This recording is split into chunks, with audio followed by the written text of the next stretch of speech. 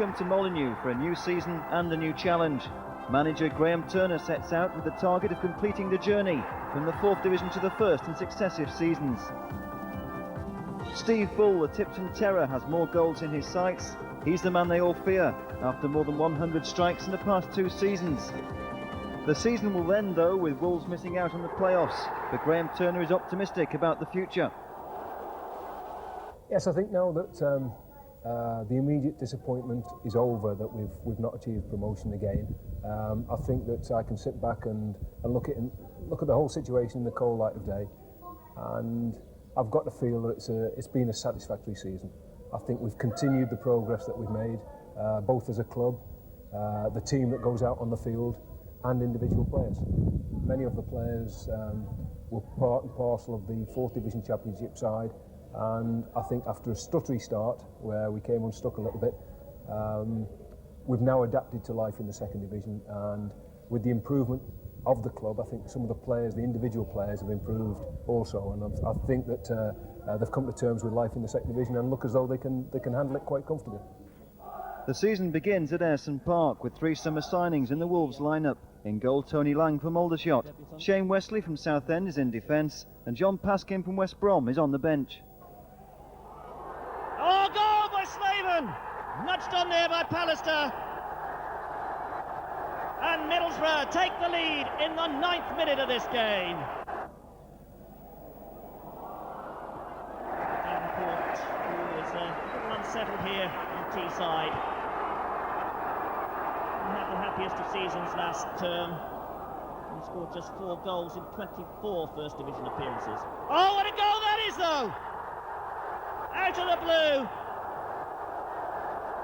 It came from Mark Proctor from what, 20 yards. Hit it first time with his left foot. And Lange had no chance whatsoever.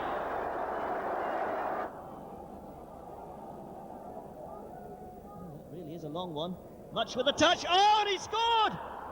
What a goal! Out of the blue, that one. Well, it shows you how situations can change in this game so quickly. And Andrew Much celebrates his 60th league goal for Wolves.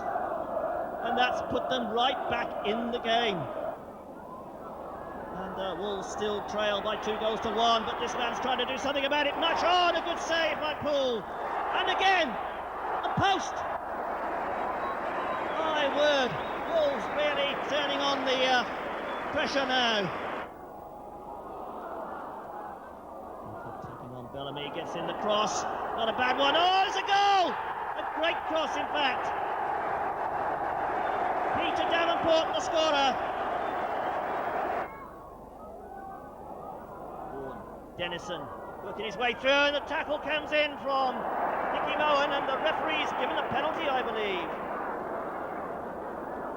Did he make contact with the man? It looked like he took the ball from here first time round, but wrote that challenge from Pallister. Yes, just a little nudge before the ball was taken. So a penalty for Wolverhampton Wanderers.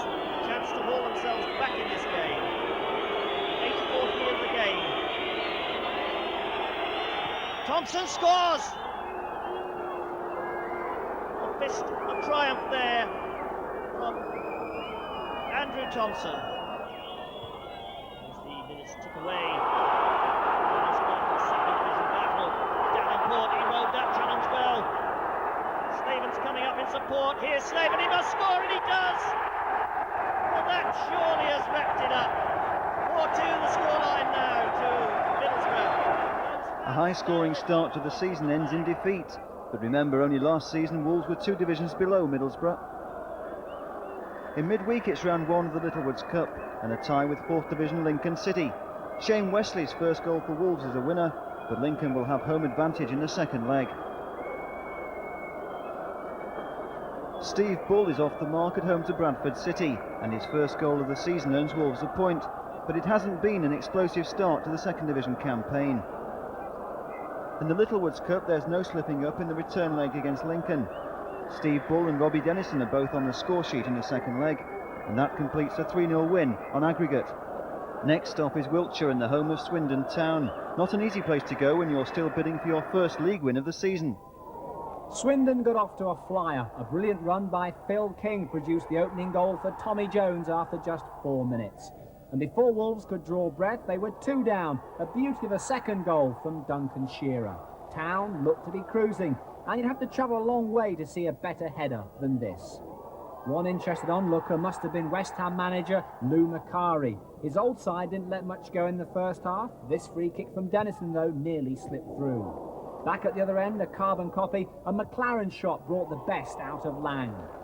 Just before half-time came the sending off of Wolves centre-half Shane Wesley. His alleged crime, a headbutt on Steve White. During the break, Swindon showed off the League Cup they won in '69. It didn't bring much inspiration for Town, though. Wolves with 10 men looked stronger as Steve Bull tried to force his way into the game. Swindon reshuffled and brought on teenager Nicky Summerby, son of Mike, for his first taste of league football. It nearly did the trick as well, as Swindon went back on the attack with McLaren firing in a cannonball of a shot. Back came Wolves, a fine run from Andy Much. A late sliding tackle from Gittins, and Andy Thompson had the chance to make it 2-1. With the game back in the balance, Swindon found their strength. McLaughlin had this shot. And seconds later, White missed a great chance. But their pressure finally paid off. Alan McLaughlin steamed through and hit a great goal to give Swindon their first win of the new season. That's 2 defeats out of 3 in the league. It looks like Graham Turner's men will need time to settle in the second division. A goalless draw against Stoke City comes next, another disappointing result. It's only Wolves' second point out of a possible 12. At home to Brighton then, Wolves are still looking for their first league win of the season. Gary Bellamy starts his first match since the opening day, replacing Phil Shard. And it's gone in, oh my word! It looked like the cross was going wide. A mistake there, surely, by Tony Lange. And Brighton take the lead here in the 6th minute. Robertson with the interception. Robertson. Oh, Robertson slips. And it's Bremner racing through with a left foot, and he scores! Bremner makes it 2-0 to Brighton.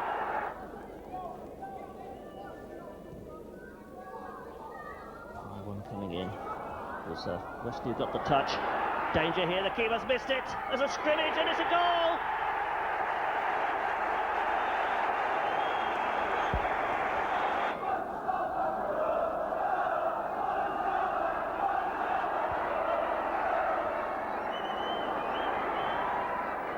They can cross it. Oh! And they've... My word, the cross came in. Everyone missed it.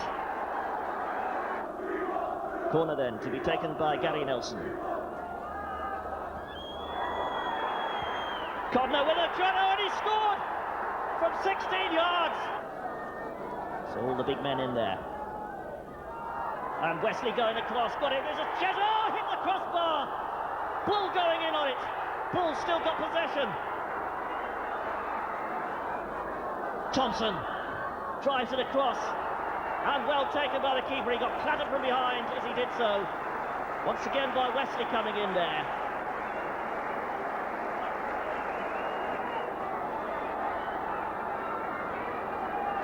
Taking on Kabashli there. And the cross coming in. There's a great goal! Andy Much! His second of the season. Yet another league defeat. That's 3 out of 5 so far, despite Bull and Much both getting on the score sheet. The alarm bells are ringing loud and clear. I think at first it was difficult to cope with teams, but I think overall the season we adapted very well, and in the end I thought we got a respectable position, finished a respectable position in the league. Because it was a very bad start, wasn't it? And, it was a bad. Confidence seemed to really slump for a yes, while. it was a bad start. We lost a few games, and I think people's heads started to drop, and we thought, oh, it's going to be very difficult. But I think when the lads adapted and they had a different system for a spell, and I think things really worked out. And I think they're quite happy how we finished. There's always a lot of pressure put on goalkeepers because you're the last line of defence. Have you felt it at all? No, not really. I think if you look at the defensive record, it's as good as anybody's in the second division. If you take out the 12 league goals that were scored against the club in the first 5 league games, of which I wasn't involved, from a personal point of view, it's been a tremendous season with the goals against. It's just been the same personnel that have been playing in front of me as was in front of Tony Lang earlier in the season. And I think that from a defensive point of view, there can be, can't be many qualms really. I think that if there is any criticism, we could have scored a few more goals. But I think, as I say, if people sit back and really take in what has happened, it's been a tremendous season all round. League match number 6 takes Wolves to Portman Road.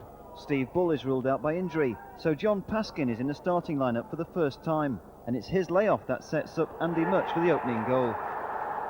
In the second half, a corner by Dennison is squeezed home at the near post by Gary Bellamy. That's 2-0, and Wolves have at last got the centre victory. 13 minutes from time, Andy Much has the Russian Sergei Baltacha under pressure as they chase a long ball over the top. The Ipswich defender stumbles, and Much rounds the keeper for his second goal of the match. The home side finally get their name on the score sheet 3 minutes later. A ball in by Jason Dazelle takes an unfortunate deflection off Shane Wesley. That makes the final score Ipswich 1, Wolves 3. And so at last, after 6 attempts, Graham Turner's men have recorded their first league win of the season, and they've done it without Steve Bull. Round 2 of the Littlewoods Cup takes Wolves to Villa Park. Steve Bull is back and Nicky Clark starts his first match of the season. But it's Villa who take the lead after 15 minutes. Price steams into the Wolves box with a determined run, and David Platt is on hand to deliver the final blow. 1-0 to Villa.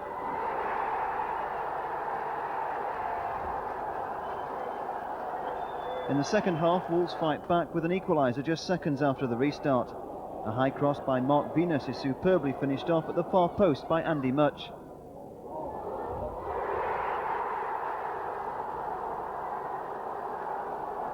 A look at the replay shows just how well Much has done to find the net with a clinical header that leaves the Villa defence all at sea. But Villa hit back to secure a first leg advantage with a winner from Gray. After 2 matches on the road, it's back to Molineux for a league encounter with Plymouth Argyle. Wolves are unchanged. Ball out finds John Brimacombe in plenty of space as he carries the ball forward and puts in a very good cross. And Mark Kendall turns around and looks at his post. Can't believe the space that was given to McCarthy there. Vaughan wins the ball back. And Venus desperately trying to find the right ball out to Downing there. They go in search of it, and Venus in the box finds Paskin, and he finds the back of the net. It's 1-0. Paskin, the substitute, becomes the hero. Venus bursting down the left, gets the return ball, knocks it in, and Paskin, from what can only have been 3 yards, finds the goal that could give Wolves their first home win of the season. Substitute John Paskin's first ever goal for Wolves makes it 2 successive league wins. Well, John, it took time for the lads to come to terms with the second division. And that first home win over Plymouth Argyle in late September really must have come as a welcome relief. Yeah, it was, because I mean, really, it was one of my first chances to come on and do something, and we were 0-0. It was I came in the last 10 minutes, or 7 minutes to be exact, and I scored in probably the last minute. And it was really because I actually contributed to the club. You know, when I came, because as I said, I've not done much for the club at that stage. So coming on as a sub and scoring the winning goal was great. Yeah. Can you remember the goal?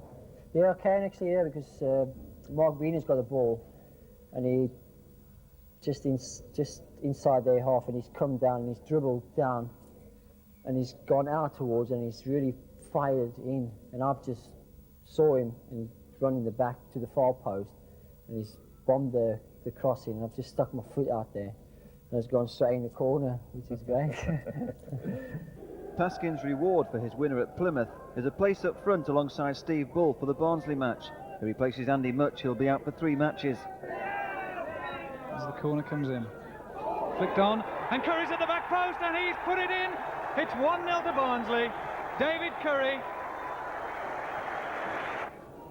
Mark Venus thought about the long throw there, but decided to Play back to Dennison. And Bull's in the boxes. Yes, he finds space, Steve Bull, and signals to the Barnsley fans behind that goal. How about that then?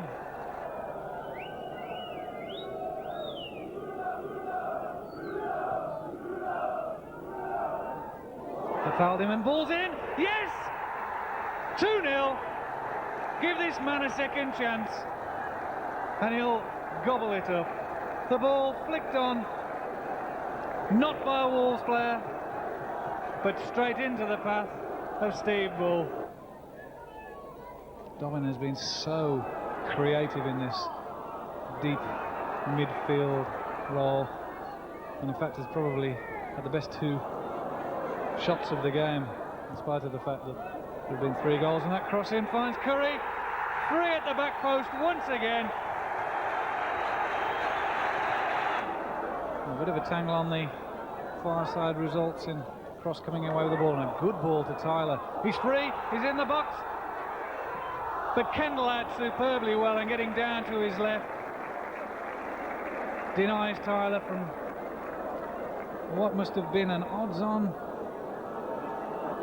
the striker position.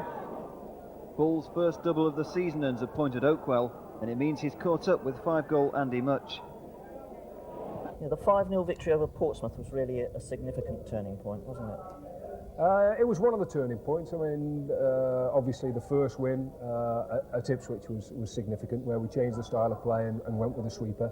And there have been highlights during the season, and I think Portsmouth at home was one of them. I think going up to Newcastle New Year's Day with all the razzmatazz and the publicity of the airlift, when nearly 1,000 people went up by plane and caught the attention of the national press and the national news, and to go on and win 4-1 that day at Newcastle, I thought was a tremendous achievement. We had 1 or 2 other good ones, Leicester at home, and 1 or 2 scrappy ones. We've had disappointments, of course we have, but when I look at the whole of the season, I think there have been some highlights there. Despite ongoing injury problems, confidence is improving in the Wolves camp. Portsmouth, meanwhile, struggling at the wrong end of the table, haven't won at Molineux since 1950. Finds Bull, surely, and once again Knight. But Bull picks it up on the line, lays it back, and Robbie Dennison there knocks it into the net.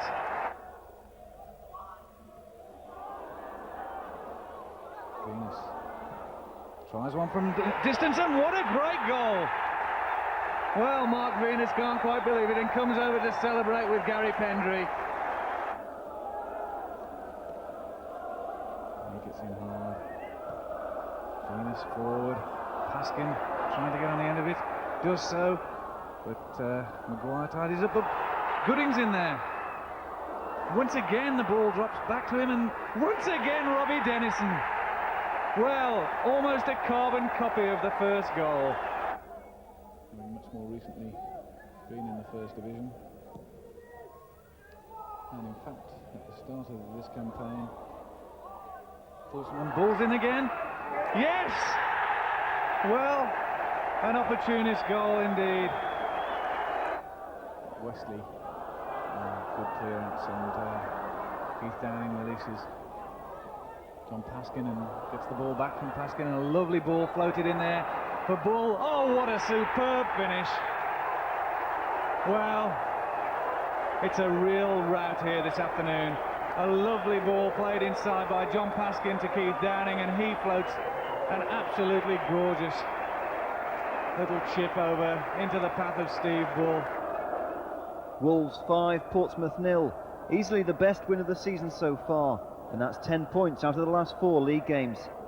A look at the league table shows Wolves have moved up to 12th place after 9 matches gone. A good recovery after a disappointing start, which had put them 7 points behind the leaders, Sheffield United. Back to round 2 of the Littlewoods Cup, and nearly 23,000 are at Molineux for the second leg against Villa. Wolves trail 2-1, but the stage is set for an exciting tie. Made a useful run here, tracked by Cowans. And Dennison delivers the cross, it's Ball!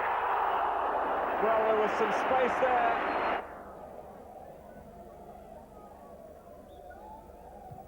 Cowans takes it, and put in by Mountfield. Goal! from very close range.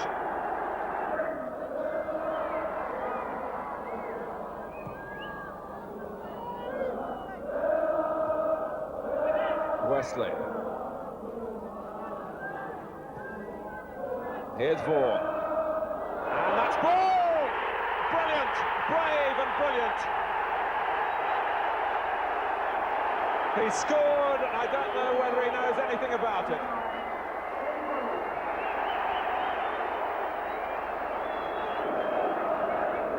Only a committed goal scorer would go for a ball like this. It came from Vaughan, the goalkeeper off his line, but Bull's head met it a second before Spink.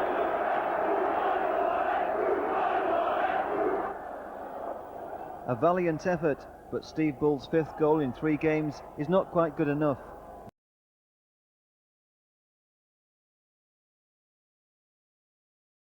Through to round 3, winning 3-2 on aggregate.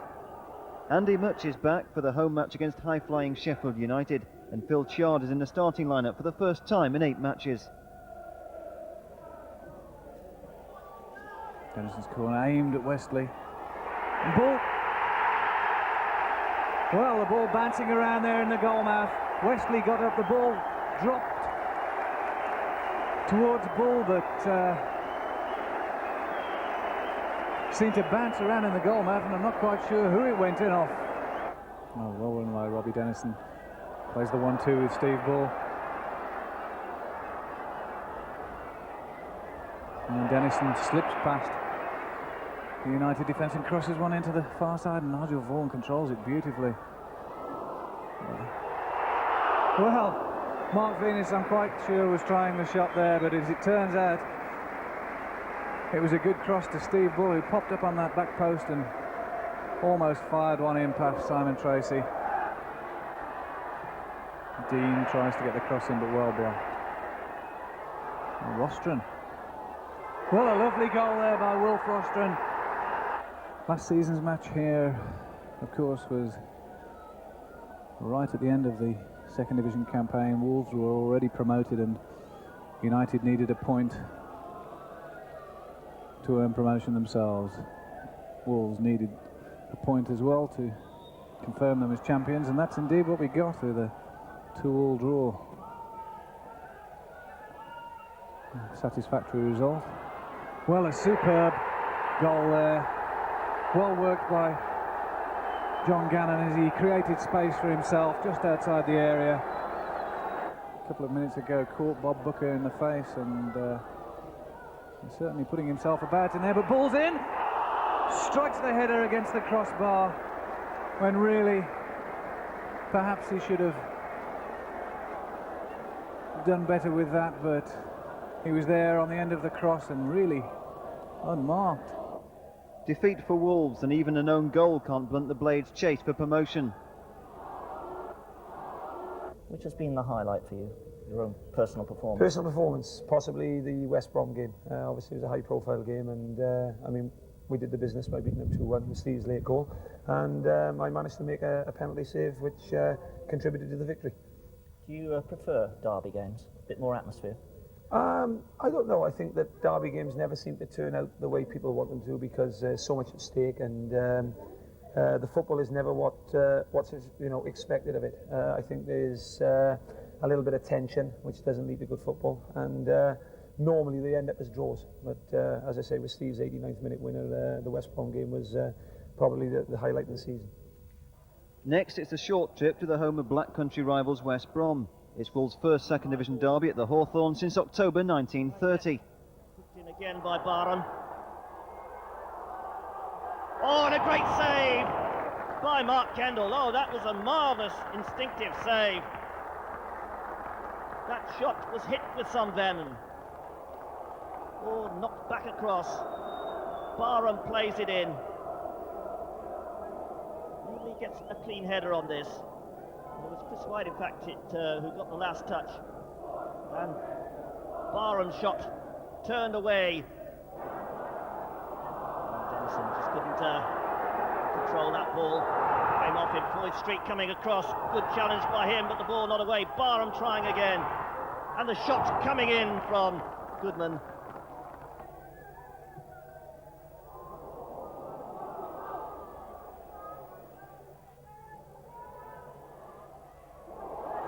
And a great goal from Talbot. Oh!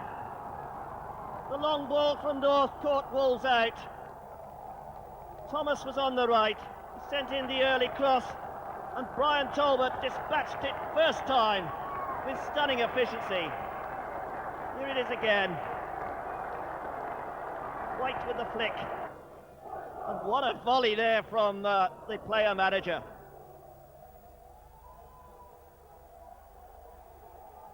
Vaughan with the free kick. Oh! Dennison produces a perfect finish. What a strike from Dennison. Vaughan just tees it up. Dennison crashes it through the wall. Turning inside Stacey North. Chance here. Oh, and another good save. It's there! Andy Much has scored. But it's been rolled out.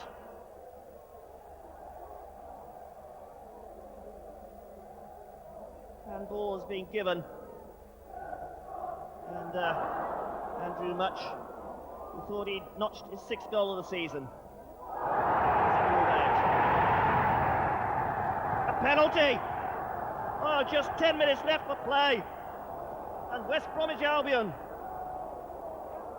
earned the penalty. The challenge from Andrew Thompson. So it's Bernard McNally to take it. Mark Kendall, he's been in superb form. What can he do here? McNally, oh, and a great save by Kendall. Got down, touched it round at that left-hand post. So will that lift Wolves' spirits? Andrew Much. Across the ball shoots, it's there! It's that Much-Bull combination again. But oh, what a lapse by the Albion defence. You can't allow a player of Steve Bull's stature that much room in front of goal. You see it again here. Look at the space he's got. Time to bring it down. It bounces and he crashes it in. And that surely is the winning goal. West Brom 1, Wolverhampton Wanderers 2. Steve Bull's winner brings derby delight for Wolves and a second away win of the season in the league. It's all change at home to Port Vale. Bennett, Chard and Downing replace Bellamy, Street and Gooding. Bennett fires one forward for Bull. Bull, Much, yes, 1-0. Well, what kind of a start. Wolves with their very first attack. The ball punched forward by Tom Bennett finds Steve Bull, who flicks it over the head of Mark Grew. Neil Aspin gets in the way. It's only as far as Tom Bennett. Aspin once again with a header. Well, Andy Much can't believe it. Wesley going straight through that challenge there. The ball out here to Bull on his left side. Bursts into the area and slips it past Mark Grew. Well, this man is unstoppable. Half a chance, a sniff of goal, and he's in there. The shot tantalisingly close to Mark Grew's left hand as he dived away. But the Wolves fans celebrate once again. Thompson to knock it forward. And Bull finds space. Well, he turns him so quickly, fires the shot in with his right foot, and Mark Grew called upon to make a save from a position he would not have expected the shot to come from. Wolves make it 3 league wins out of 4. Steve Bull has taken his tally to 10, and Graham Turner's men are now well placed in the race for promotion. The tough trip to Elland Road comes next though, and Leeds United, one of the season's early pace setters, claim all 3 points, with the only goal of the game coming from Bobby Davison. Oldham Athletic arrive at Molineux fresh from a 7-0 midweek thrashing of Scarborough in the Littlewoods Cup. Wolves are unchanged. Who knows in these conditions? A wind-assisted free kick. Worth a try and much. Well, surely he was fouled there. I appeared to get a push in the back as he went up for the header, but no complaints from the Wolves number 10. Ritchie lays it up well. Mickey Henry bursting through the middle. The ball drops to Bunn. Well, he tries to slot it past Mark Kendall, but the advancing Wolves keeper narrows the angle.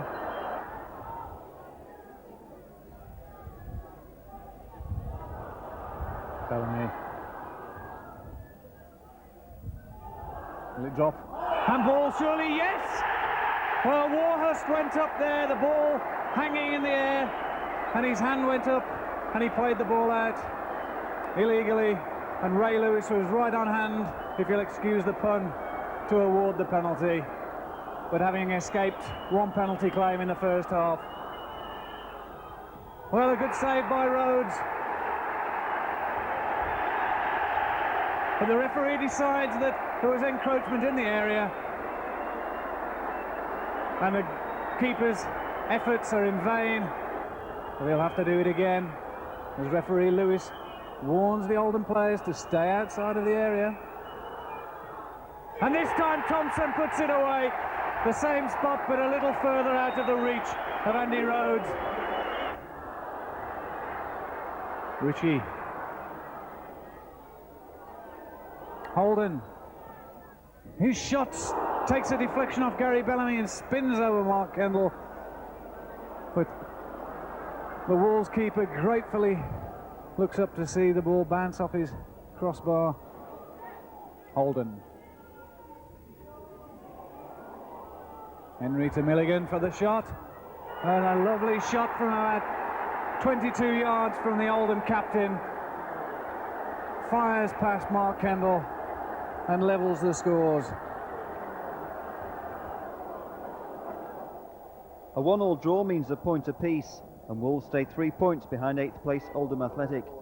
Meanwhile, Graham Turner, anxious to keep Wolves in the race for promotion, has signed Paul Cook from Norwich. Cook makes his debut in a goalless draw at Filbert Street. Steve Bull is sent off in the final minute. Well, Paul, you came from Norwich in November and got a wonderful reception from the crowd on that first home game against West Ham United. Yeah, against West Ham, it was a good game. I'd played at Leicester on the Tuesday night, I think, and we had a good result. We drew 0 each, and it was good to make my own debut in a big game against a good club like West Ham. So obviously there was a full house there, and they gave me a great reception. Yeah.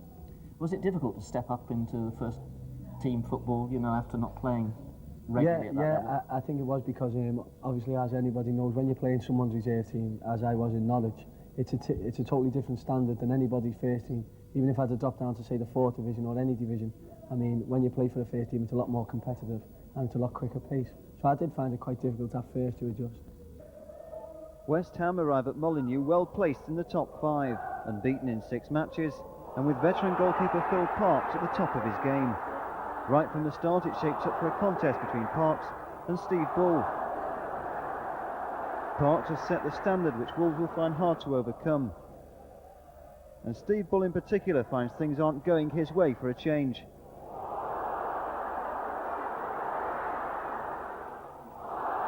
We begin to ask, will Bully ever get the better of Parkes? And it looks like the answer will be no, when the Hammers keeper makes his 3rd breathtaking stop.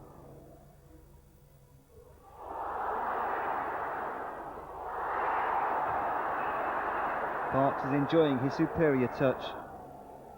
But in the second half, Bull will at long last find the target to have the final say. A flick on by Andy Much sends him away on the right, and this time Parkes' resistance is beaten. A look at the slow-motion replay shows how Bull is quick off the mark, although once again Parkes isn't far away from pulling off another save. But it's 1-0 to Wolves, and Bully has ended his barren run to claim his 11th goal of the season. 3 points to Wolves. Well, 4 chances, Steve, at only one of them in the back of the net, but you must have been delighted to score. Well, I had the first foot, I had three in the first half, and I should have put one away, but he saved well on 2 of them. And I didn't miss a target, so the gaffer never had a go at me. He just said one will come along. And I say in the second half, one popped up and it went in. And Phil Parkes in superb form. Yeah, I thought he played really well. As I say, he's 40 years old. He's doing tremendous for his age, like, and I'd say I wish him all the best for the rest of the season. Like. Are you feeling that you're back to something of your best form now? Yeah, I feel as though I am. As I say, my sharpness is coming back, and I feel better in front of goal. But as I say, I've just got to have a bit of luck at the moment, as I say, scoring-wise. In round 1 of the ZDS Cup, a trip to Bramall Lane ends in Wolves' second defeat in a month at the hands of high-flying Sheffield United. John Francis scores the only goal of the match. In the league, it's next stop Roker Park, and Nigel Vaughan is back in the starting lineup, replacing Paul Cook. Oh, and Atkinson almost in there.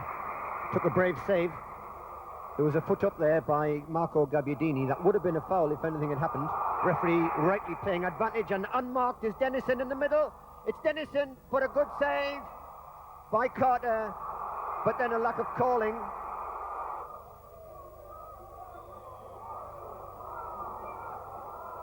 Armstrong off the wall. Ord losing it. Wolves break, and we're a defender short. Bull, can ours get to him? Yes, just enough to put him off his shot.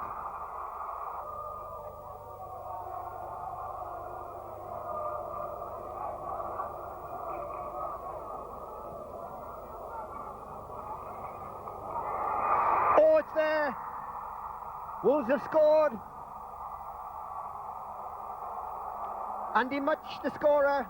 Sunderland 0, Wolves 1. Wolves surviving a lot of pressure at the start of this second half. And then Andy Much scoring from a right-wing cross. Sunderland a goal behind. Gabbiadini turning.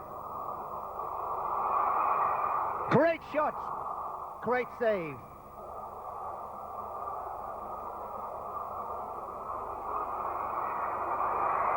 Oh, nearly. Goal kick, the ball headed onto the crossbar, I think by Bellamy, top of the crossbar, and then over.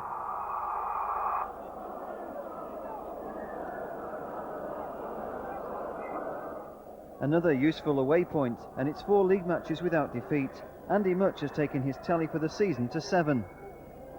How difficult was it to transform from South African football to league football?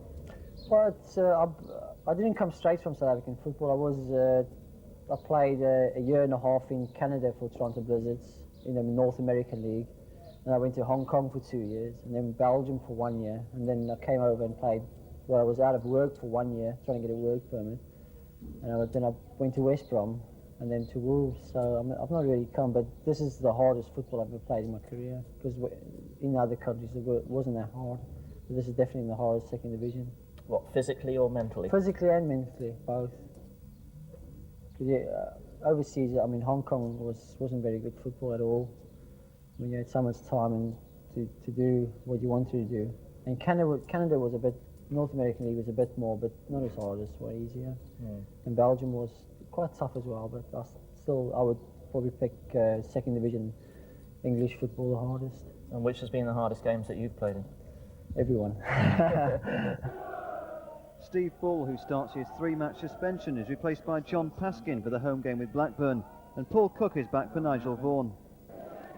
Fills it in, the flick over the top, hits the bar. Nice ball inside, gets it back. A low cross, hits the post. Reed kills it in, but Westley there again. The ball through from Much, and Paskin's on a run. He's in, he fires, he scores! 1-0. Well, superb work by Andy Much. A lovely ball there behind the defence, and John Paskin was already in full flight. His speed took him past the defender, and his strength held off the challenge of the defender, and fired home well past Darren Collier to put Wolves into a 34-minute lead here at Molineux. It'll be a free kick. Quickly taken. Sellers fires it in, a lovely header down. A nice goal as well. The header from Stapleton, headed down for Garner, running through. He doesn't miss from there.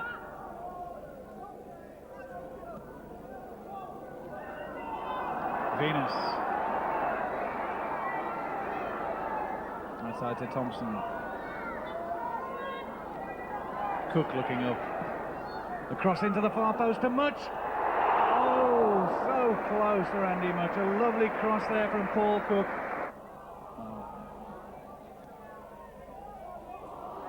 Vaughan coming across. Can he beat Sellers to it? No, Sellers with the greater turn of pace goes bursting through the middle. Has he got enough pace to take him past Bellamy? He flicks it backwards nicely, creates the space, and it evades Mark Kendall, and it's gone in. 2-1. Scott Sellers creating the space down the left-hand side with a crafty little flick back. The opportunity for Reed, and the ball fired home. 2-1 with 28 minutes of this second half gone. In the absence of Steve Bull, Wolves have crashed to their first league defeat in 5 matches, despite a goal from his stand-in John Paskin. Well, I said at the beginning of the season if they could finish up halfway in Division 2, they've done well, and they're doing quite well. It was been a hard struggle from 4th to 3rd to 2nd, but to get football here, the gates have been tremendous. The supporters have been absolutely wonderful to the club, and I'm so pleased that they've come at the battle, winning the battle, and let's hope that they finish the season in good style. Yeah, and I know you're a great admirer of what Graham Turner's done since he came here. Oh yes, he's a good manager. He knows how to motivate his players. He's got players working for him. An ideal I love to come and to watch Bully. I mean, he's something that out of the past. He knows how to score goals, and he's rejuvenated the spectators. They expect something to happen when Bull plays, and so that's all credit to Graham for what he's done to get the players playing as they are. Do you think that promotion this season would be perhaps a little premature for them? Oh, at the present time, I'm saying yes. Let's get stabilised in the 2nd division, because the next division is the big one. And to be a big one, you've got to be, prepared for that 1st division. I'm hoping they'll stabilise in the 2nd division this year, because I don't think if they went to the 1st division, they'd be able to cope with it. They've got to really build, and Graham, I think, knows that. What has been the biggest problem for you as the manager? Well, I think as manager you're always looking to improve things, and I think it's a very difficult transfer market to be operating in at the moment. I can't speak highly enough of the players that we've got at the club. I think they've improved and shown great commitment to the club. But all the time we're looking to improve the quality of the squad of players, and I think it's been difficult in the transfer market, and that's where I've been slightly disappointed that we've not been able to manipulate that perhaps a little bit better. Andy Much is on target at Vicarage Road, but Watford condemn Wolves to their 2nd successive defeat. Graham Turner's men are sliding towards the wrong end of the table. A look at the league table shows Wolves in 12th place and drifting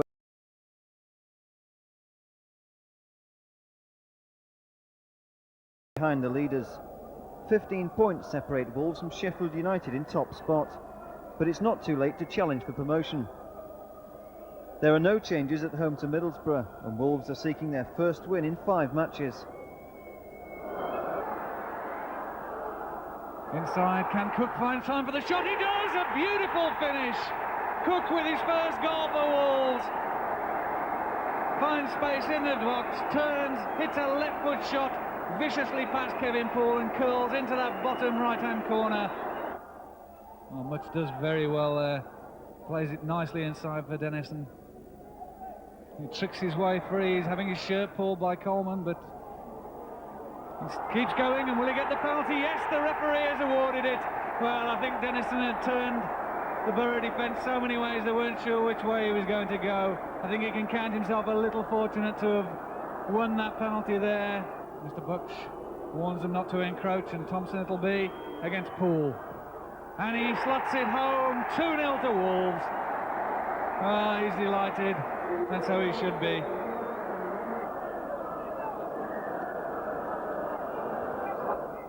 After 2 successive defeats, a home win takes the pressure off Wolves. Paul Cook's strike is his first since signing from Norwich. Steve Bull is back for the trip to the Goldstone ground. John Paskin makes way, and Wolves are looking to avenge a 4-2 home defeat by Brighton.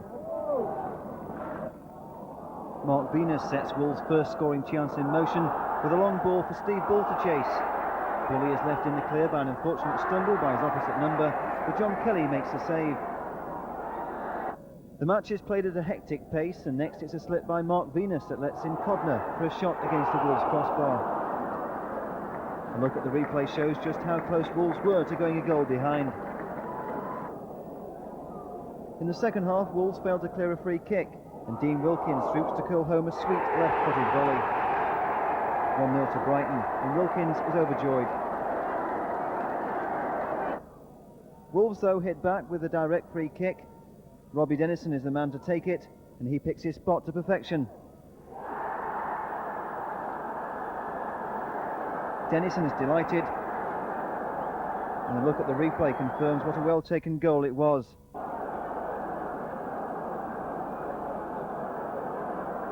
Another away point for Wolves, but Graham Turner's men are still losing ground on the promotion pack. After 2 wins in a row, Oxford looked a team in form in the opening stages, while Wolves looked rattled. Here's the first goal, a superb build-up from one end to the other. Just watch for the speed and skill. And a great finish too by Robbie Mustoe. Wolves didn't have much to offer in attack. Not even New England striker Steve Bull could find a way through. But in injury time of the first half, they did pull themselves back into the game. A good goal for Mark Venus, a bad one for the United defence to concede. At the start of the second half, the alarm bells were ringing again when Wolves went and took the lead. Robbie Dennison, the scorer. Within 2 minutes, Oxford were level. Another beautiful goal. This time, it was Mark Steen.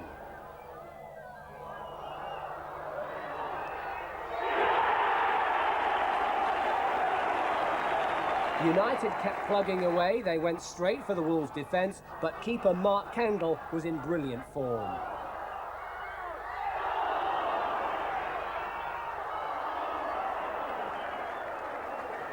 One of his best saves came here. Robbie Mustoe must have thought he was going to get a second goal. Phil Heath, playing one of his best games on the wing, was also denied the winner by another bit of brilliance from Kendall. In the final minutes, Mark Steen went desperately close, so Oxford had to settle for just the point. Another draw then, and for Mark Venus, his goal is his second of the season, while for Robbie Dennison, it's his second in successive matches. After 2 years of success, you suddenly found it difficult at the beginning of this season. Was that hard to overcome, the mental side of it, the fact that all of a sudden you weren't winning games like you used to? Well, I think we haven't really started well any season, you know. We didn't start too well in the fourth, we didn't start too well in the third, but then we gradually got better and better, and I think, you know, after 5 games this year we hadn't won one, so maybe we had a bit of a sort of a mental block, you know. We thought we weren't going to do too well, but we pulled it together and we got up into near enough the playoff situation, so I think, you know, it's just one of those things that you just have to get on with it. What was the significant game, do you think, the home defeats by Newcastle and Sunderland? Well, not really, no. I think over the season we've played really bad against the teams near the bottom of the division. You know, the easier games, you know, well, I suppose there's no easy games in the second division, but, you know, the teams that we should have been picking the points up against, we didn't do it, and that's basically where it's all stemmed from. Why do you think that was? Overconfidence, or? Well, you don't know if it's overconfidence or if you relax a bit or whatever. It's just one of those things that happens, like, and I don't think anybody can really tell. Boxing Day, and Wolves are at home to Hull City. Keith Downing returns as substitute, but the starting lineup is again unchanged. Wesley, who's won so much of the ball in the air this season for Wolves, he'll have his work cut out against the powerful Hull number 9. But at the moment it's Gareth Roberts shooting, the ball dropping, and it's knocked in by Wayne Jacobs there, the ball falling as Mark Kendall unable to collect it. And he's still there, but well away by Gary Bellamy, who gets an elbow in the ribs for his pains. Nicely played off, and a nice combination between Much and Dennison releases Venus. Can he play it into Bull? Yes, he can! Whoa, what a beautiful goal! A lovely combination on this left side. Andy Much and Robbie Dennison playing the 1-2. The ball released through to Mark Venus, who bursts into the box and plays an absolutely inch-perfect ball into the path of Steve Bull.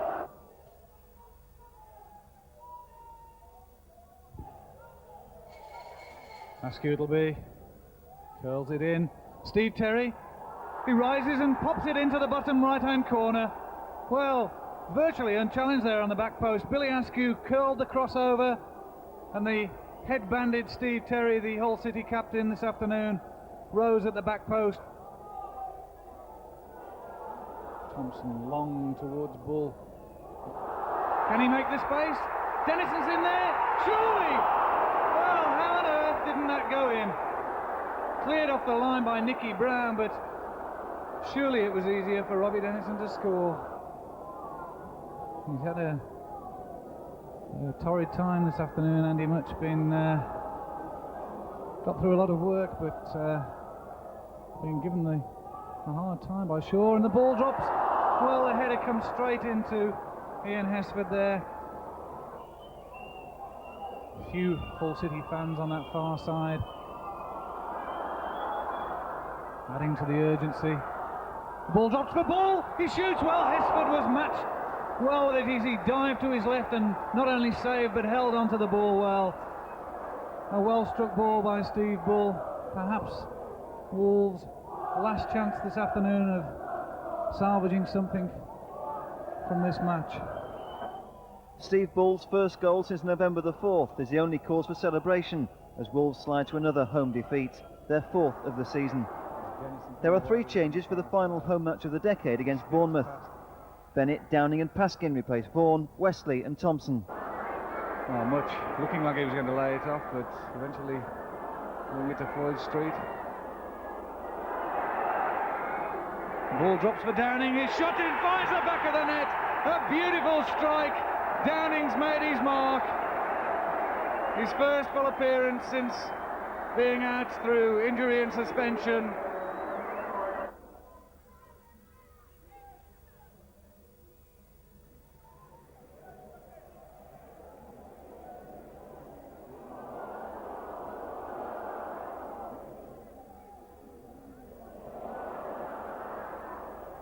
Cook curls it in.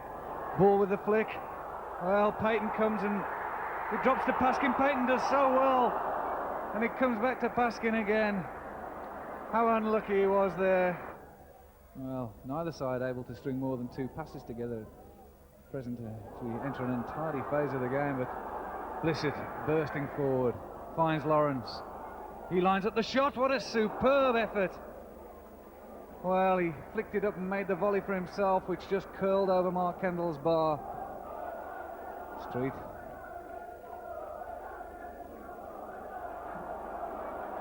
And kept in by Keith Downing.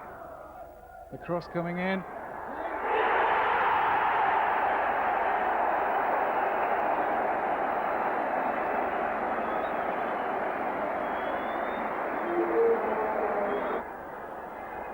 It out to the right. Venus across, but he evades that challenge.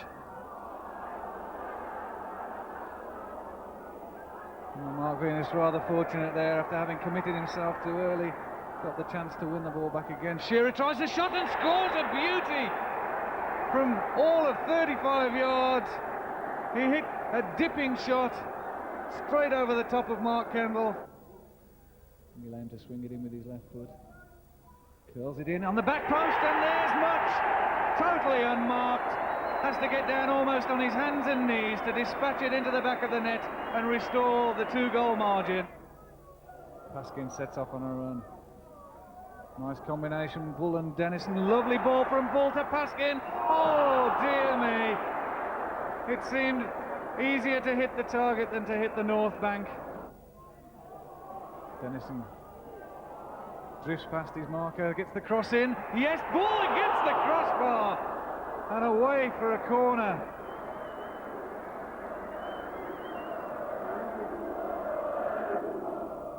A convincing win means newly promoted Wolves have ended the decade on a high.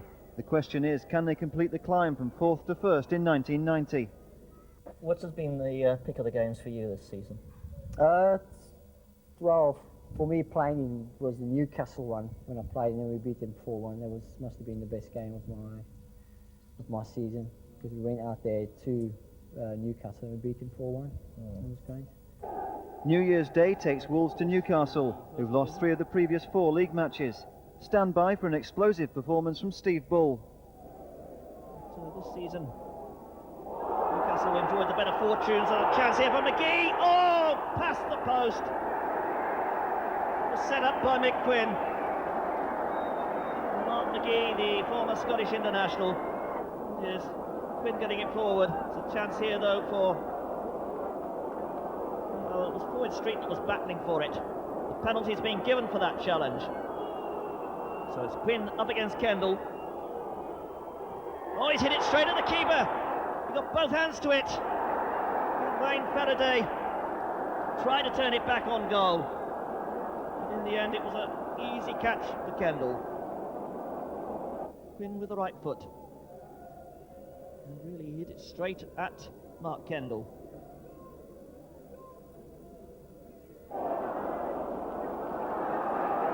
Stimson. Brock. Oh, there's a chance and a great save by Mark Kendall. That really the best opening from open play that we've seen here this afternoon. Dennison. Simpson's lost it to Cook. Cook's across, there's a goal! Steve Bull. And those are the Wolves fans.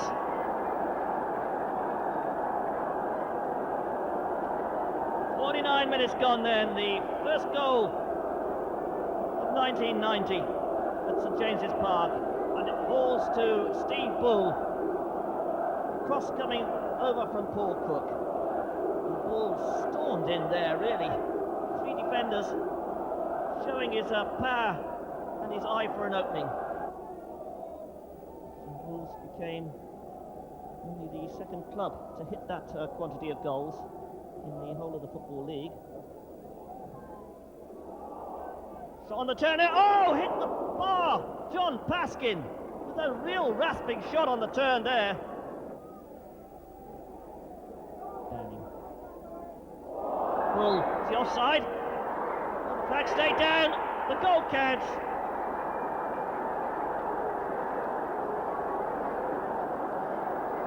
"55 minutes gone.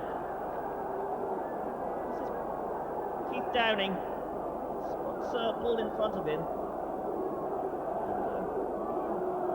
from this angle, that looked a very suspect decision, but the linesman's flag definitely stays down.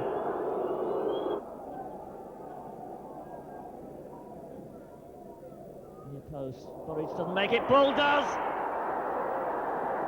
The Newcastle defence caught static. 58 minutes gone. It's Newcastle United 0, Wolverhampton Wanderers 3.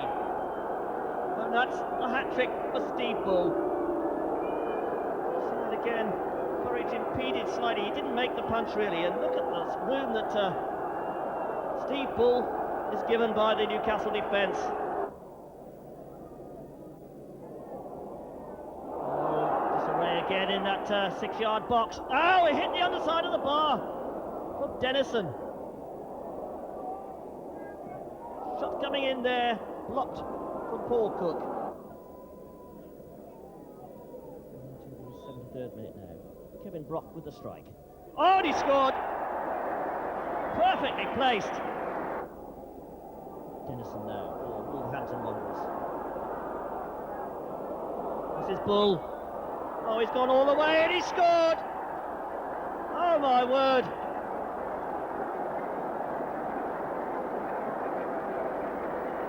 His 4th goal of the game.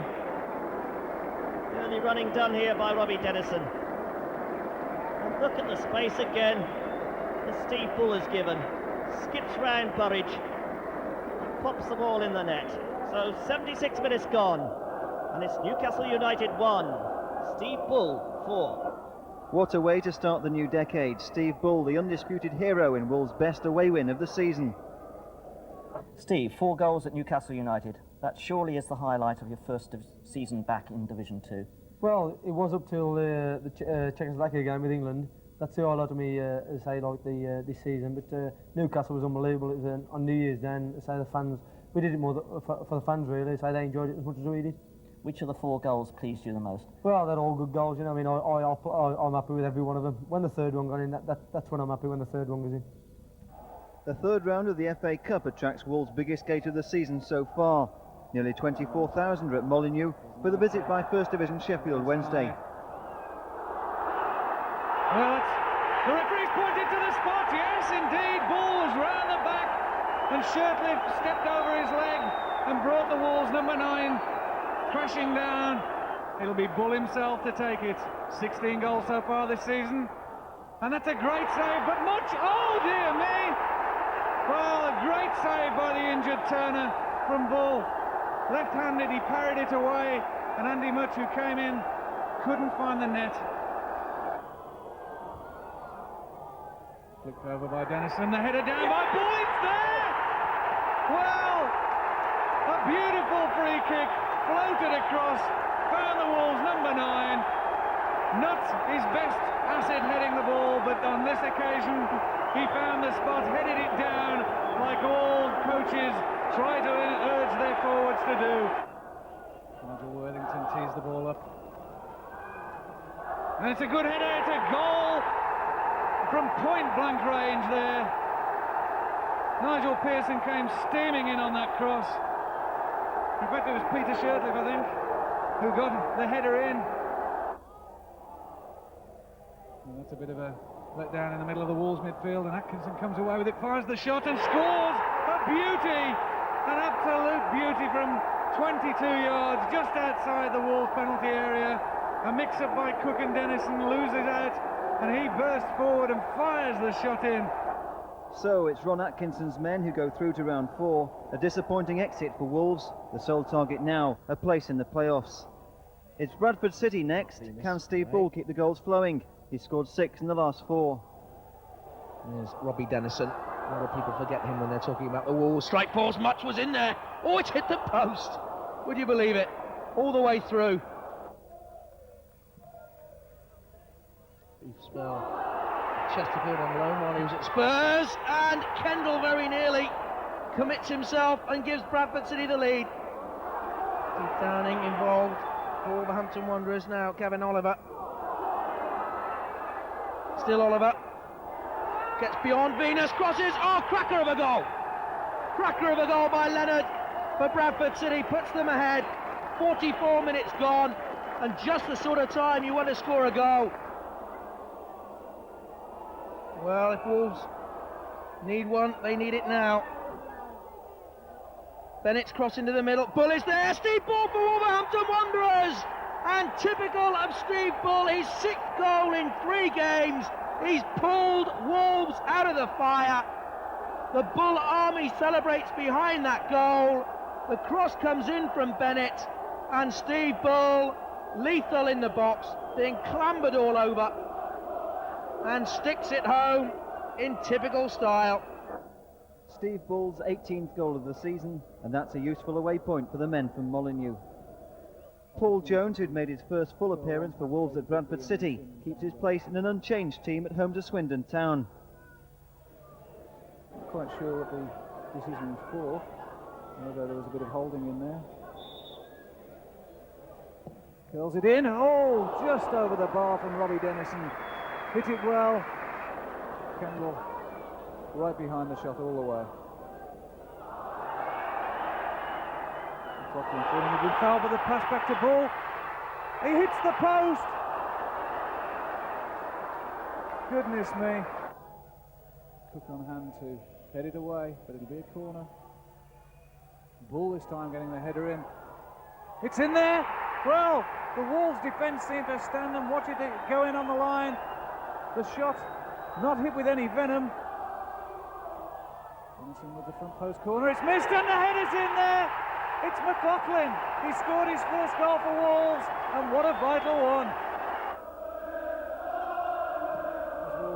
search of the equaliser. Ball lays it off well, and that's McLaughlin again, freed by Dennison. Goes into the area, can he get the shot in? Well, cuts round it, and well cut out by Digby. It's crossed by Tom Bennett, not into the area, but here comes Venus, tries the shot in, McLaughlin's there, he's got the second one! Oh, would you believe?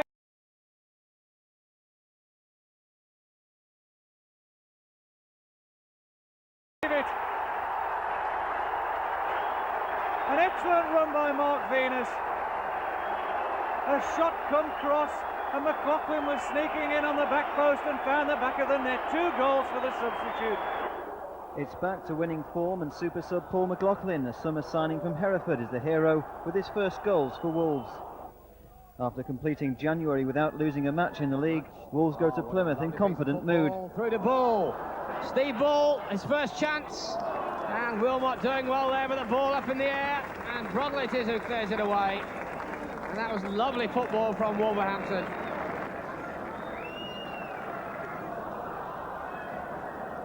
Ball through. Must be Andy Much. Yes. And the Much-Ball combination works again, but this time it was Ball with a superb ball through to Andy Much. And he really picked his spot there to slide it past Rhys Wilmot. Wolves have been threatening to do that for most of this first half.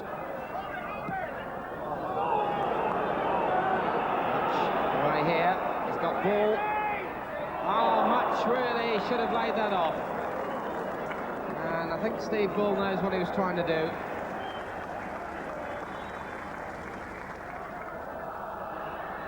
Ball got away, and a great save from Rhys Wilmot.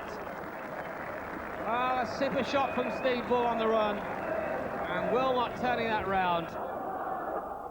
Wolves complete their first double of the season, and Andy Much's strike takes his tally for the season to 10. Playoff rivals Ipswich arrive at Molineux with Wolves enjoying their best run of the season. They haven't lost a league match since Boxing Day. Back into the danger area though, Milton playing a nice ball in for Dazelle. Can he flick it over?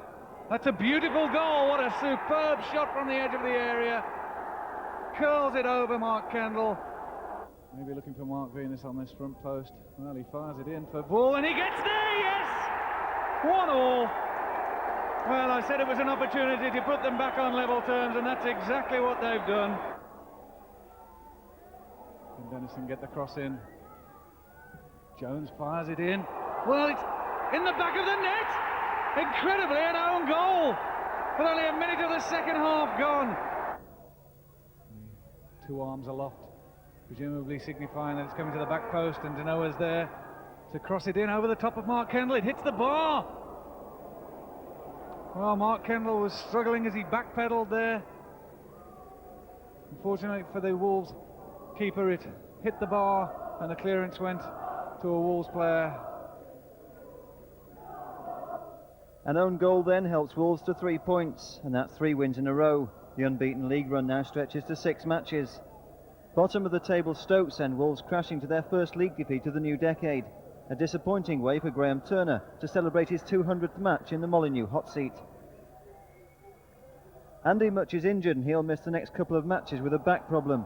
Paul McLaughlin takes his place to start a match for the first time since joining Wolves in the summer.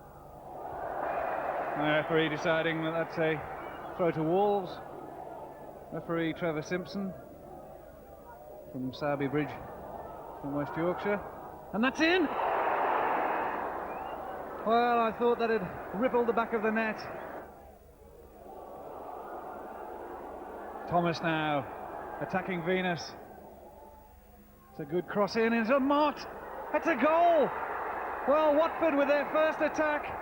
Paul Wilkinson puts them 1 goal ahead. Into McLaughlin's feet.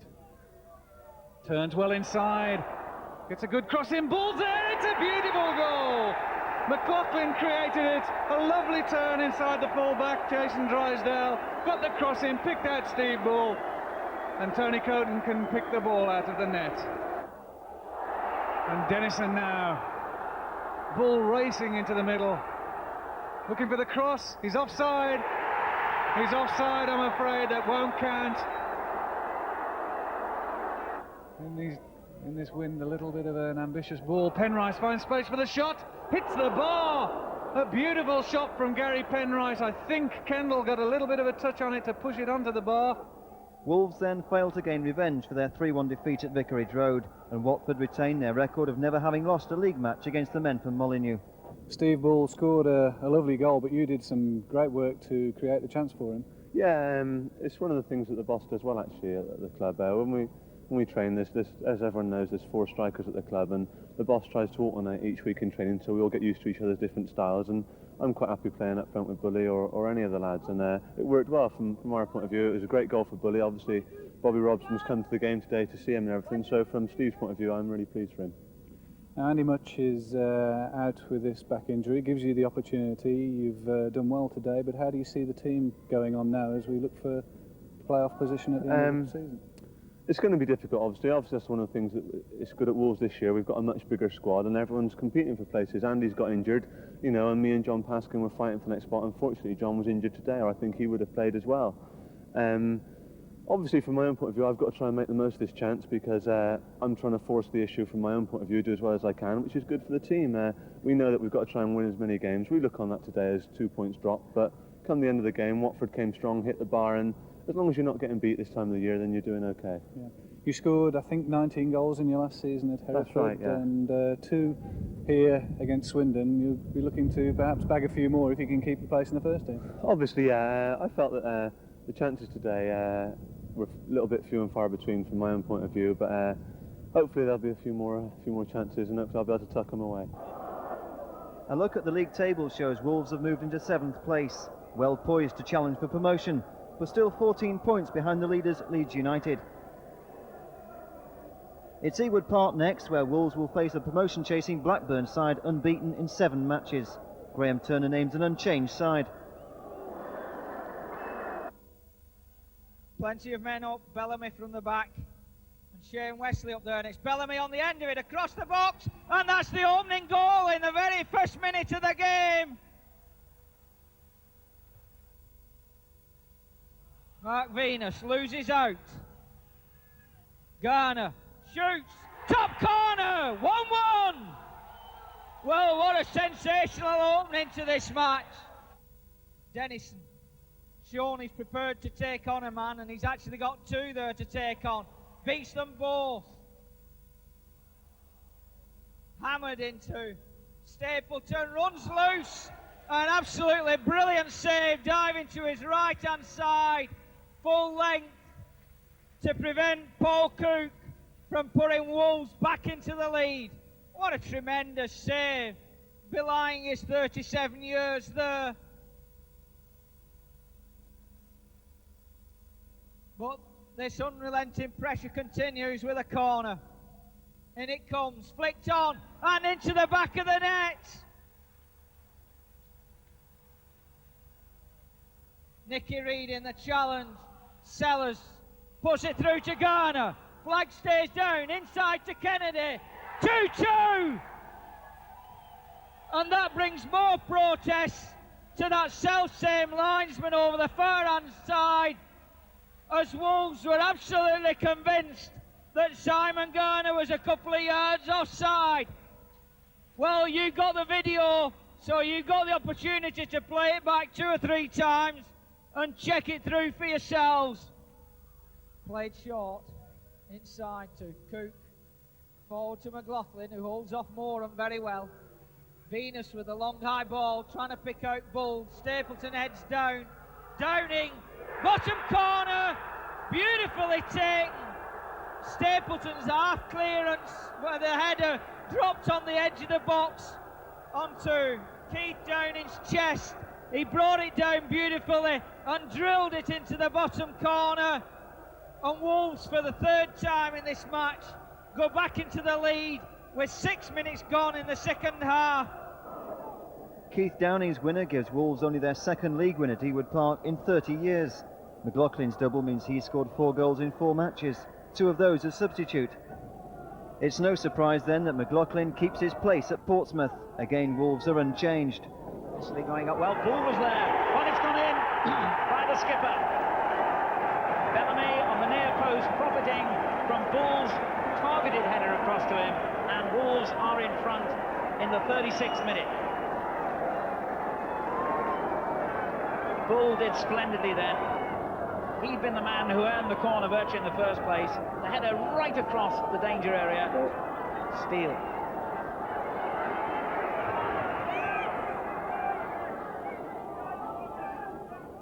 Steele helping it back to Cook again. Good effort, well saved. Free kick it is. Hillary will take it. Oh, they all stood still and Whittingham didn't. And Portsmouth have equalised. Corner it is then. Played in dangerously. Knight was in trouble and Bull has done it again.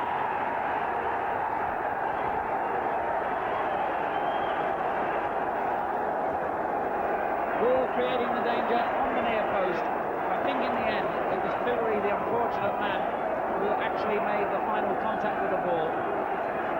Indeed it was, and Bull right behind him. Oh, a lovely turn by McLaughlin though. Bull wants it played to the far post. And there he is with a little backward header. Oh, cleared off the line. We are now into time being added. Kevin Ball's clearance. Is the time for one final charge by Portsmouth. At the moment, they're defending. Oh, and the header straight back to Bull. It was almost inevitable, wasn't it?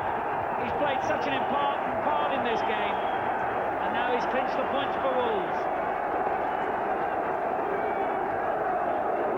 And two fatal errors by Portsmouth players have thrown the game away. This time it was Martin Cool. I'm not sure what he was thinking of at all, as he tried to play the ball back here to his own goalkeeper. He just delivered it straight to Steve Bull. You can't do that. 21 goals this season now. A second successive away win takes Wolves into fourth spot, their highest league position since 1984. Bull, meanwhile, has taken his tally to 21. After 5 wins from 7 matches, expectancy is high at home to Barnsley, a side struggling at the wrong end of the table. Barnsley survive an early onslaught with a double save by Clive Baker from Paul Jones and Steve Bull. Then in the second half, Paul Cook's free kick receives the finishing touch from Bull.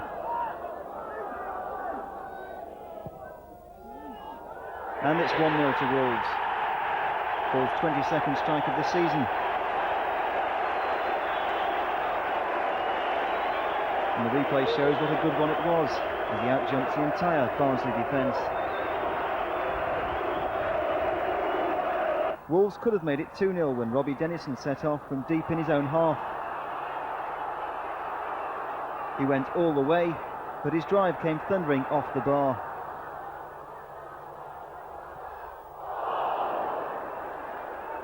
But Barnsley fought back despite having Alan Tyler sent off 16 minutes from time. Dennison's handball gave the Yorkshireman the chance to equalise from the penalty spot.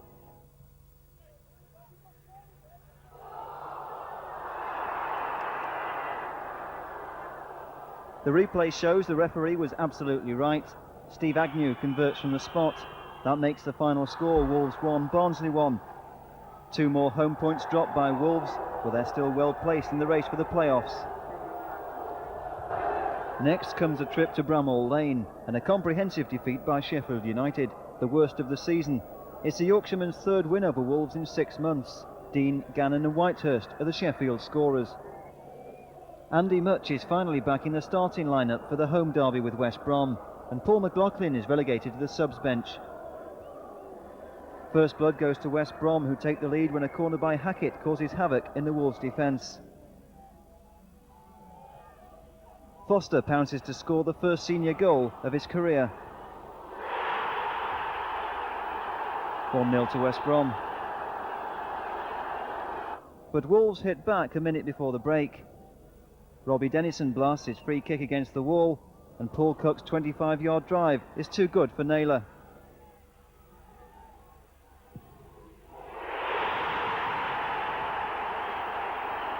West Brom pay the price for failing to clear the ball, and Cook's finish is deadly.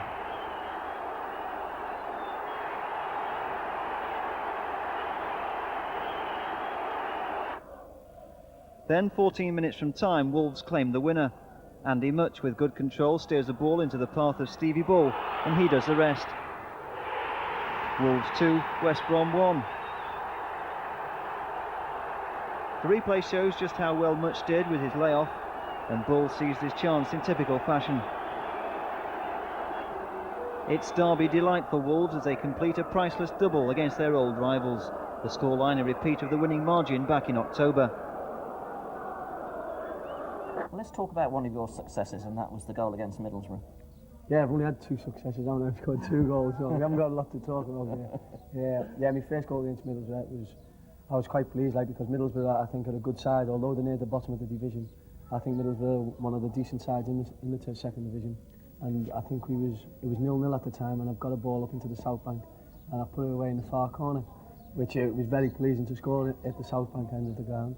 And it was very pleasing to score my first goal.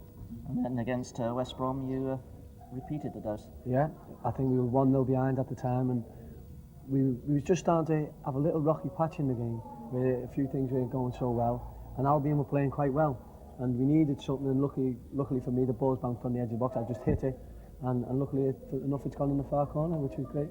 So look forward to more goals like that next season. Yeah, I hope so. I hope we look forward to a good season next year. I hope we get up for the supporters.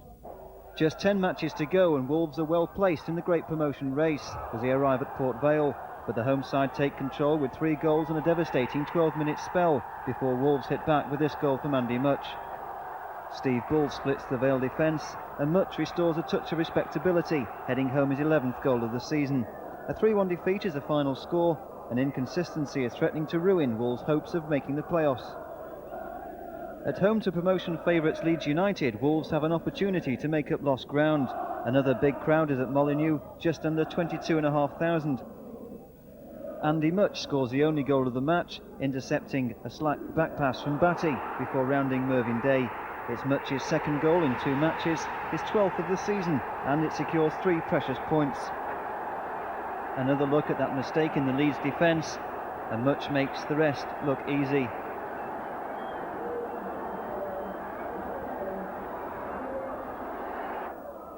Wolves are now just 1 point behind 4th place Newcastle United. Well, you've now completed, 3 years with Wolves? Yeah. What would you say is the most significant factor in the club's continued success?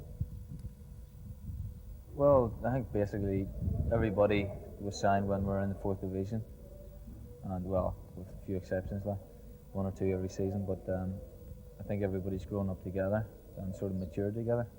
Obviously when you're playing nearly every week together, then you're going to get a sort of a team pattern, and I think that's basically the way it's worked out. And the team spirit amongst the lads as well, they've got to know each other over 3 years, and team spirit's good, so you're basically halfway there, So you'll keep it going for next season, and well, hopefully. I think there'll be quite a lot expected of us to start in next season, because we've done reasonably well this season, as far as the playoffs go. So I think everybody's round to go, and well, after a bit of a long rest, and hopefully we'll make the playoffs next year, at least. Not surprisingly, there are no changes in the lineup for the midweek trip to Dean Court, but it's Bournemouth who take the lead early in the second half. Aylock with the shot against the bar, and Shearer knocks home the rebound. Wolves' fight back is handicapped when Andy Much gets himself sent off, leaving his teammates to battle on with 10 men.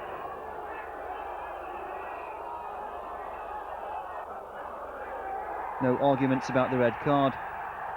But Gary Bellamy saves the day, heading home the equaliser 6 minutes from time. A goal that's certainly worth a second look. In the end, the point is a good result. The bad news, though, is that Much will now miss 3 matches in the final run-in. Well, a second hat-trick was registered against Leicester City. Yeah, it weren't a bad day that night. 5-0. We have a runner really. I think we had a bad result on the Saturday, and we had to bounce back and play Leicester. But we played Leicester, and we have a runner. And it's 5-0. It was a good result for us. That really has been the story of the season, hasn't it? Inconsistency. 5-0 one week and then losing 0-1 the next. Yeah, it's funny. We've had one of the funny seasons. People haven't expected us to just storm out this division, because it's hard. we come in the second division and say people are saying get up there, score goals, or score 50 goals in the second division. It's not like that now, as I say, which that they know appreciate now. Like coming to watch these last few matches. As I say, come next year, second division again, we'll see what we can do next year. Well, you feel you'll be much more equipped for it. I think so. As I say, we've had a year in there now. As I say, the whole team itself and is get a few more in the squad, strengthen the squad, a few new faces at the club, and I think we can we'll shoot out of it. After a blank Saturday comes a midweek home match with Leicester City. Paul Cook is missing, Nigel Vaughan makes his first appearance since Boxing Day, and it's that man Steve Bull who gets Wolves off the mark with a powerful drive from 20 yards. Bull is soon on the rampage again, this time releasing a first-time cross for Robbie Dennison to convert from close range. 2-0 to Wolves. After the break, it's Andy Mutch's turn to set up Dennison for his second of the match.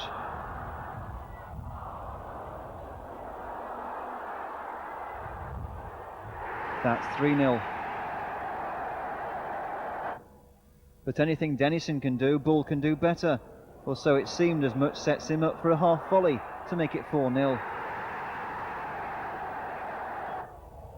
And then, with a little help from Dennison following a long throw by Thompson, Bull sweeps home number 5 to complete his hat-trick.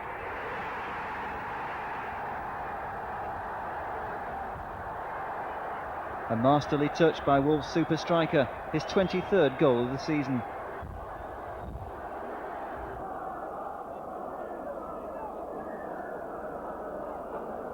Bull's treble and Dennison's double have completed Wolves' biggest win since September, and the playoff place now looks like a realistic target. Well, you say, Graham, that the highlight was that victory at Newcastle, but football being what it is, it has a habit of kicking you in the teeth, and it was Newcastle, of course, that really ended your promotion or playoff hopes this season. Yes, I think it does unfold that way. I think that when our home form and our home results have not been too impressive this season, I think the 4th and the 3rd division, it was a real stronghold for us. And I believe it's a real handicap to the players, the fact that the ground is closed on 2 sides. I think there's nothing better than a good atmosphere for the home side when you get the crowd right behind the players, and can sometimes, in fairness, influence referees when there's maybe a dubious penalty decision. And I think we've certainly.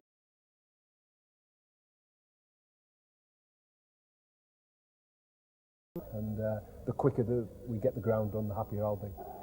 3rd place Newcastle arrive at Molineux with 4 straight wins behind them. Cook and Thompson return for Wolves in place of Wesley and Downing. Wolves dominate much of the game, but it's the Geordies who collect maximum points with the only goal from Kevin Scott. It was Ray Ranson who rolled the free kick to Kevin Brock, and his hoisted cross finds Scott unmarked to head home the winner. Newcastle's 5th win in a row, and Wolves' first defeat at Molineux since Boxing Day puts a big dent in their promotion hopes. Easter Monday takes Wolves to Boothbury Park, another testing away fixture against a side still trying to steer clear of relegation. And it's the home side who make the decisive breakthrough with a sweet move finished off in style by Lee Palin. A scorching 25-yard drive to complete a classy 7-man build-up. A second goal after the break from Bamba leaves Wolves down and out. Hull have made it 3 precious wins in 6 days, but what a miserable Easter weekend for Wolves. No points out of a possible 6, and promotion is beginning to look a tall order. Andy Mutch is ruled out of the home match against Oxford by the start of his 3-match ban, so Paul McLaughlin is back to partner Steve Bull. Tim Steele tees up Keith Downing for a spectacular opener just before the break.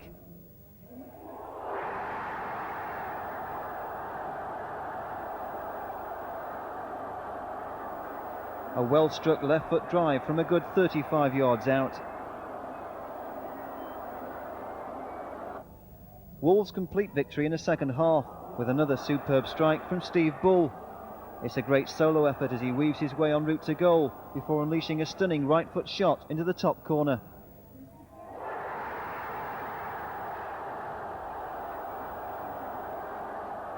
It's goal number 27 for Wolves' master marksman, and Wolves have completed their first ever win over Oxford. A valuable win to keep playoff hopes alive with just 3 matches to play. The final home match of the season brings Wolves head-to-head with playoff rivals Sunderland. It's a crucial contest both sides desperately need to win, and sadly for Wolves it's a sharper-looking Sunderland side who make the all-important breakthrough early in the second half. Paul Hardiman the scorer. Eric Gates the man to set the ball rolling for the men from Roker Park, fullback Hardiman settling the issue with a smartly taken effort from an acute angle. It's another heartbreaking home defeat for Wolves, one that will prove fatal to the Molineux promotion bid, because Sunderland go on to complete Wolves' misery with a Tuesday night win at Port Vale that puts an end to Wolves' hopes of reaching the playoffs. With promotion out of reach then, the trip to Boundary Park and Oldham's plastic pitch is academic for Graham Turner's men. Steve Bull starts with an effort ruled out for offside, although he clearly doesn't agree. Pride is at stake against the Latics, who still have a mathematical chance of promotion. And it's Wolves who strike again with another disallowed goal, this time from John Paskin.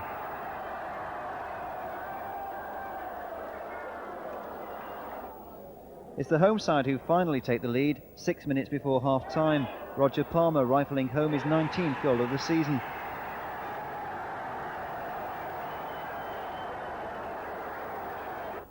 Substitute Tim Steele, though, saves Wolves from defeat just 3 minutes from time. Paul Cook was the architect with a good cross from the right, and Steele applies the finishing touch from close range. A goal that certainly provides delight in the Wolves camp. Oldham 1, Wolves 1, and Steele's late equaliser has killed off Oldham's last lingering hope of reaching the playoffs. And so to Wolves' closing match of the season. West Ham, another of the sides squeezed out of the playoffs, are the hosts as Liam Brady makes his final appearance. The opponent the wrong way. Oh, nice ball. This is Slater. He's got Allen there in support. There's the cross. Kevin Keane scores. What a goal! Absolutely brilliant. Controlled football. This Potts now to Robson. Not a good ball from him, but Potts makes it. Oh, and another diving header! Another brilliant goal! And this time it's Trevor Morning. Foster got his head to it. Allen. This is Robson. Nobody on the left. It will have to go to the right. He goes through himself. He has the shot. Oh, there it is! What a cracker! And that's just what he's been playing for. Scoreline that as ball goes through. A brilliant save by McCluskey. And that one way over the top from Dennison. But Steve Bull trying to charge his way through. Dennison can't turn in the loose ball.